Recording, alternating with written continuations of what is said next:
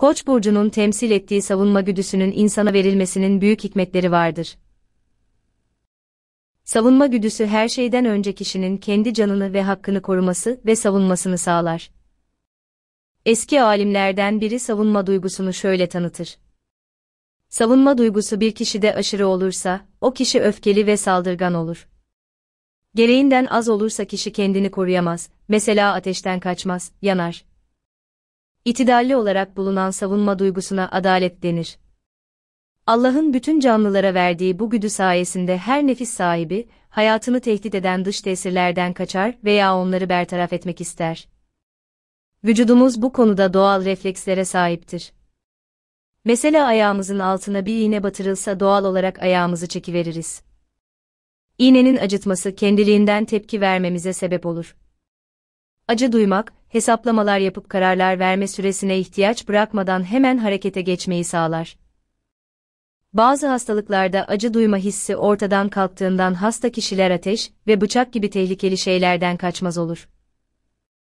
Mesela cüzzam hastalığının ileri devresinde hastanın acı hissi kaybolur, kişi elini ateşten çekmez. Savunma hissinin bu derece yok olması, hayati derecede tehlikelidir. Savunma duygusu aynı zamanda kişinin haklarını savunması için de gereklidir.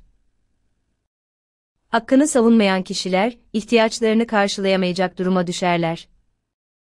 Ailelerinin ve milletlerinin haklarını savunamaz, bütünlük ve dayanışmalarını kaybederek yok olurlar. Bu yüzden milletlerin kendilerini savunmak için orduları ve silahları bulunmak zorundadır. Koç burcunun temsil ettiği karakter, savaş ve silahlar gibi manaları içine alır. Askerlik yaparak milletinin, çalışarak ve hakkını savunarak ailesinin korunmasını üzerine almak erkeklerin görevi olduğu için Koç burcu erkeksi bir burç kabul edilir. Ancak kadınlar arasında da çeşitli sebeplerle çalışıp ailesinin geçimini yüklenmek zorunda olanlar vardır. Bunların doğum tarihleri incelendiğinde yapılarında Koç burcunun bir şekilde baskın olduğu görülebilir. İnsanda yüksek miktarda enerjinin kana boşaltılmasını sağlayan adrenalin gibi hormonlara androjen hormonlar denilmesinin bir sebebi de budur. Androjen hormonlar erkeksi davranışların ve erkek üremesinin yöneticisidir. Sporcularda ve bedenen çalışanlarda yüksek kapasiteye sahip olan bu hormonlar, kadın sporcularda fazla gelişerek anne olmayı engellemektedir. Adrenalin hormonu öfke ve yüksek konsantrasyon anında hızla salgılanarak tehlikede kalan canlının kaçıp kurtulmasını veya kendini savunup sağ kalmasını sağlar. Aynı şekilde savunma duygusu da kişiyi gayretli ve üstün çaba sahibi kılar. Zorluklarla karşılaşan ve büyük bir rekabetle yüz yüze kalan kişiler, daha önce yapamayacaklarını sandıkları şeyleri başarabilmektedirler. Zaten Koç burcunun ve bununla beraber Akrep burcunun içlerindeki gücü keşfettiren en önemli mihenk taşı bu tarz bir deneyimdir. Bunun gibi durumlarda içlerindeki bu gücü çok büyük bir şaşkınlıkla deneyimleyen insanlar, hemen bu kendilerinin dahi hayran olduğu gücü itinayla ve hazla geliştirme işine koyulurlar.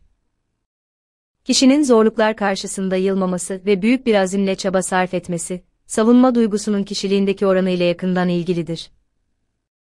Mesela kişinin doğumu sırasında birçok unsur Koç burcunda ise veya o sırada Koç burcu yükseliyorsa kişi savunma duygusu açısından çok gelişmiş demektir. Bu kişi hayatını kazanmayı, hakkını korumayı, büyük işler başarmayı, büyük girişimler başlatmayı önemser, belki de gerçekleştirir. Koç burcu, bununla beraber Mars, bedende başı temsil eder. Baş ve yüz kişilerin başkalarından ayırt edilmesini sağlayan doğal kimliğidir. Bunun sonucu olarak da yükselen Koç ya da yükselen Akrebin taşıdığı yüz hatları, Güneş burcunu da buna kısmen dahil edebiliriz, diğerlerine göre çok daha belirgindir, ayırt edilebilir ve standarttır. Onları 35 metreden de tanıyabilirsiniz. Koç burcunda sıkıntılı bir duruma sahip olanların başlarında veya yüzlerinde bir işaret, leke veya yara izi bulunmasına sıkça rastlanır. Bu iz adeta karşısındakine bir mesaj gibidir. Yüzünde belirti veya belirgin, karizmatik bir ifade bulunan kişilerin savunma güdülerinin kuvvetli olduğu, hayata daha hırsla ve yırtıcılıkla sarıldıkları bilinçaltı olarak okuduğumuz imge dilinin kurallarındandır.